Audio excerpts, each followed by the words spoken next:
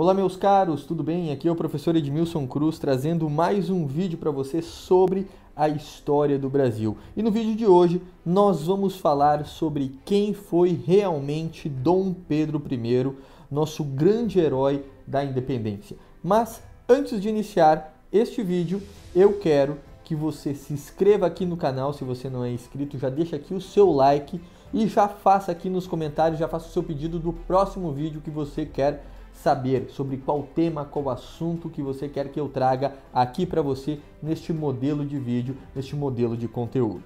Então vamos lá. No dia 23 de agosto de 2022, o presidente Bolsonaro recebeu o coração de Dom Pedro I em um ato solene em Brasília. Esse ato ganhou uma certa repercussão na mídia e gerou muitas perguntas. A princípio foi: por qual motivo o coração de Dom Pedro I, nosso primeiro imperador, está em Portugal e não no Brasil? Mas antes de responder essa pergunta, precisamos entender um pouco mais da história da família real brasileira e de Dom Pedro I. Então, agora, pare tudo o que está fazendo e venha aprender um pouco mais sobre a nossa história, pois todo momento é um bom momento para aprender história.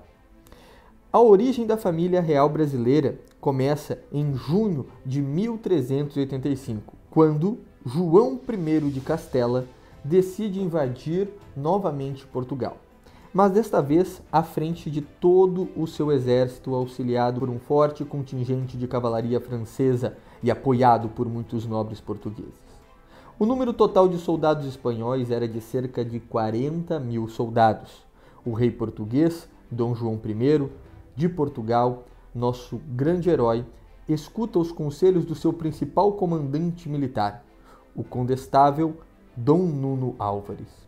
E mesmo com uma tropa de apenas 6.500 homens, decide guerrear com os castelhanos e defender Portugal do domínio espanhol. A partir da estratégia astuta de Dom Nuno Álvares e da ação da providência divina, no dia 14 de agosto de 1385, Portugal venceu os castelhanos na Batalha de Aljubarrota e se consolidou como um grande império. Mas o que isso tem a ver com a origem da família real brasileira? Veja, a partir de Dom João de Portugal, inicia o governo da dinastia de Anis em Portugal, um período áureo no qual inicia em Portugal uma grande expansão marítima e a construção de um sólido e forte império. Camões, ao se referir a este período, o chama de ínclita geração, como está descrito nos Lusíadas. Mas impera a defensão dos lusitanos, deixou quem o levou, quem o governasse e aumentasse a terra mais que dantes. Ínclita geração, altos infantes. Isso é Camões falando sobre toda a dinastia de Dom João I de Portugal.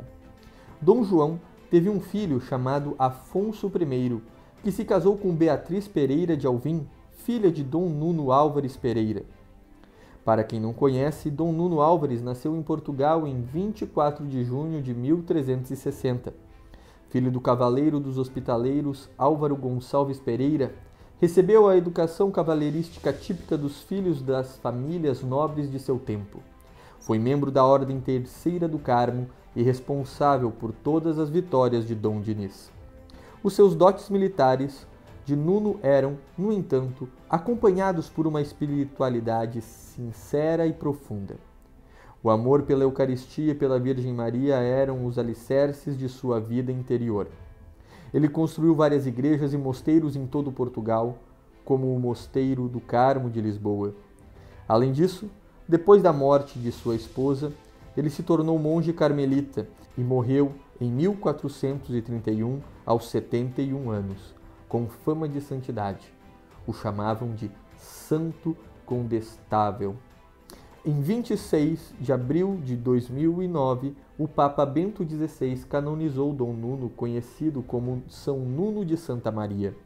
Da união entre Afonso I, filho do mestre de Avis, com Beatriz Pereira de Alvim, filha de São Nuno, surge a Casa de Bragança, que originou a Casa Imperial Brasileira, Casa de Orleans e Bragança. Essa é a origem de Dom Pedro I. Mas quem foi Dom Pedro I? Pedro de Alcântara, Francisco, Antônio, João, Carlos, Xavier, de Paula, Miguel, Rafael, Joaquim, José, Gonzaga, Pascoal, Cipriano, Serafim, nasceu em 12 de outubro de 1798 em Portugal, no Palácio de Queluz. Seu nome, Pedro de Alcântara, foi dado em honra a São Pedro de Alcântara, grande santo franciscano que realizou uma missão muito importante em Portugal.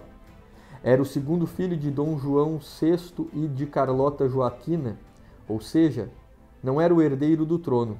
Porém, seu irmão Francisco morreu ainda criança e Pedro tornou-se o sucessor direto ao trono.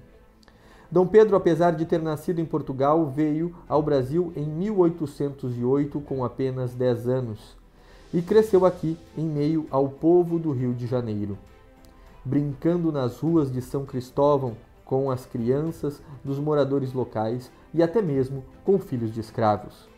Os cronistas narram que ele se portava de maneira muito simples, sempre com uma calça de algodão branco e com um casaco de algodão listrado. Tudo isso fez com que ele vivesse junto ao povo brasileiro. Apesar de ter nascido em Portugal, Dom Pedro cresceu brasileiro. Infelizmente, a mídia e as fakes narrativas apresentadas nos livros didáticos narram esse homem humilde e simples como um homem tosco e ignorante, o que é uma grande mentira. Dom Pedro I, apesar de não gostar de estudar, se formou em lógica, economia, história, geografia, sabia ler e escrever em latim, português e francês, e também entendia alemão e inglês. Além disso, sabia tocar vários instrumentos como piano, flauta, violino e violão. Inclusive, o hino da independência foi composto por ele. Dedicava 2 horas todos os dias durante seu reinado para estudar e ler. Se isso é ser burro, imagine então o que é ser esperto. Dom Pedro foi também um grande esportista, gostava de fazer trilhas, equitação e caça. Inclusive, escalou o Monte do Corcovado. Outro detalhe curioso é que Dom Pedro quase não ingeria bebida alcoólica. Apenas bebia vinho em algumas refeições. Seu prato predileto era o bom e velho feijão com arroz. Dom Pedro cresceu desse modo e se tornou nosso libertador.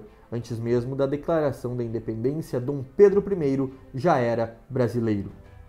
Dom Pedro I foi aclamado imperador do Brasil em 12 de outubro de 1822, dia de seu aniversário de 24 anos como grande defensor do Brasil. Durante seu reinado, dedicou-se a tornar o Brasil uma grande nação. Foi um grande estadista e um grande imperador. Infelizmente, sua memória só é lembrada como um homem mulherengo, o que é uma lástima, pois diante de seu vício há muitas outras virtudes que ofuscam sua concupiscência. Mas por qual motivo o coração de Dom Pedro I, nosso primeiro imperador, está em Portugal e não no Brasil? Dom Pedro I morreu em 24 de setembro de 1834 no Palácio de Queluz, em Portugal, mesmo local de seu nascimento.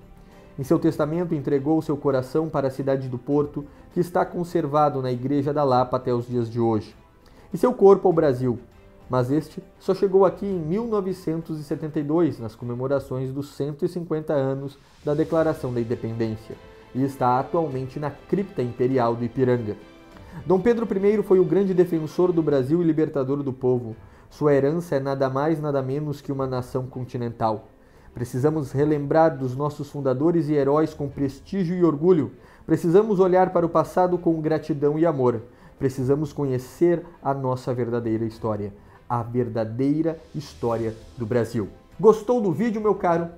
Espero que você tenha deixado aqui o seu like. Ative também o sininho para receber as notificações dos próximos vídeos. E se você ainda não se inscreveu no canal, inscreva-se agora mesmo. Em breve, postaremos mais vídeos aqui para vocês. Um abraço e fiquem com Deus.